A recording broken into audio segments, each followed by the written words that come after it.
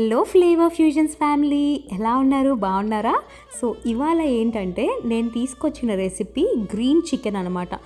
ఇందులో ఒక్క drop oil వేయలేదు అండ్ ఎలాంటి కలర్స్ వాడలేదు. అద్దిరిపోయే టేస్ట్ ఉంటుందన్నమాట. And high protein, weight lose కూడా అవుతారు. ఇన్ కేస్ మీరు కనుక ఎలాంటి డయట్స్లో ఏమన్నా ఉంటే కనుక ఆ సబ్స్క్రిప్షన్స్ క్యాన్సిల్ చేసుకోండి. ఎందుకంటే నచ్చిన ఫుడ్ తింటూ కూడా మనం లూజ్ అవ్వచ్చు వెయిట్, ఓకేనా? ఏ బార్లు, ప్రోటీన్ షేక్స్, ఏ రకరకాలవి ఏం తినక్కర్లేదు. ఇంట్లో ఉన్న ఇంగ్రీడియంట్స్తోనే చాలా టేస్టీగా తింటూ వెయిట్ లూజ్ అవ్వచ్చు. కొంచెం ఎక్సర్సైజ్ కూడా చేయాలి, అంతే. సింపుల్ అండి, ఏం లేదు. ఫస్ట్ వచ్చేసి 2 చికెన్ జాయింట్స్ తీసుకోండి.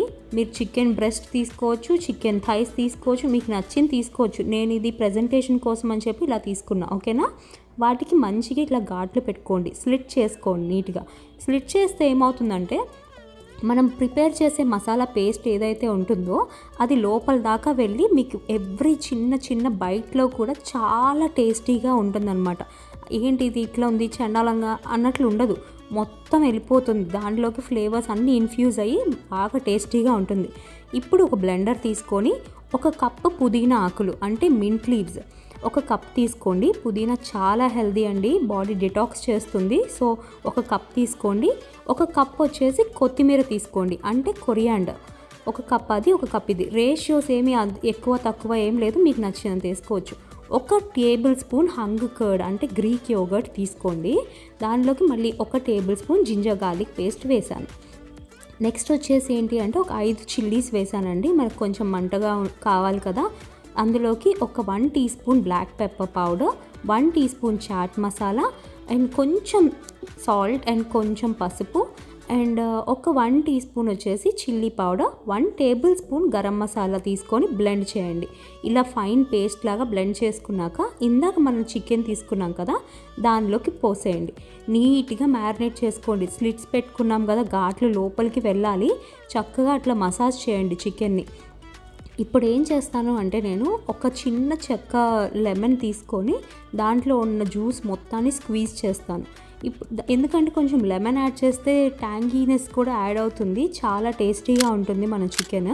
సో అట్లా యాడ్ చేసిన తర్వాత కూడా మంచిగా నీట్గా మసాజ్ చేసి, ఇన్ కేస్ మీరు రాత్రంతా ఉంచితే ఫ్రిడ్జ్లో వెల్ అండ్ గుడ్. లేదు మాకు టైం లేదు, అంత ఓపిక లేదు అంటే కనుక ఒక 2 గంటలు పెట్టినా కూడా చాలు. అది కూడా లేదు అంటే ఒక అరగంట కూడా సరిపోతుంది, ఓకేనా? ఇప్పుడు మన అవెన్ని 400 డిగ్రీస్ ఫారెన్హైట్లో ప్రీహీట్ చేసుకోండి. ఎయిర్ ఫ్రైయర్ని 375లో ప్రీహీట్ చేసుకోండి. ఇలా 2 చికెన్ పెట్టుకొని కొంచెం మిగిలిన మసాలా పేస్ట్ని పైన పెట్టుకోండి. ఇంకొంచెం దాచుకోండి, చెప్తాను ఏం చేయాలో. ఒక 45 మినిట్స్ బేక్ చేయాలి. ఎవ్రీ 10 నిమిషాలకి తిప్పాలండి.